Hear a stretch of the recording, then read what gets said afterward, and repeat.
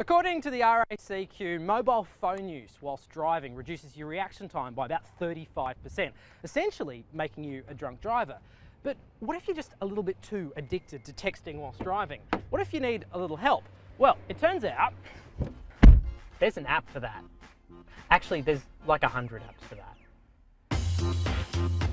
Texecution is an Android application that you install on your phone. Text blocker software will work with the GPS in your phone. She uses an application called Auto Text Back. It's a very easy solution. All right, so let's start off with the app that's certainly the most popular on Apple devices, which is Drive Safely, drivesafe.ly, because you're not a startup unless you're mangling the English language. Basically, all it does is it reads out your text messages, your tweets, your Facebook comments, and in return sends back an auto response. For example, can't talk, focusing on not killing pedestrians. Message. DriveSafe.ly is the answer to texting and emailing while driving. All right, two things with Drive Safely. If you forget to turn it off once you've gotten out of the car, it will just persist in reading your text messages out loud, which could be super embarrassing.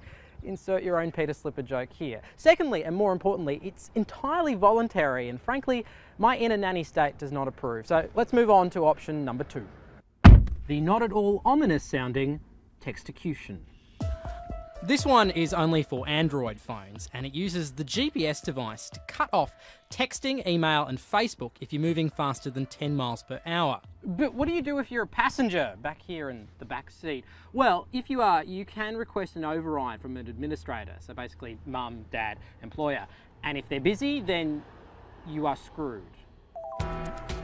The business of separating driver from passenger is a challenging one for these companies, which brings us to option number 3, a software suite called One Protect. Again, it blocks drivers from accessing their phones by using the GPS, but they have a tool to see if you're a driver or a passenger. It's called the Attention Verification Test.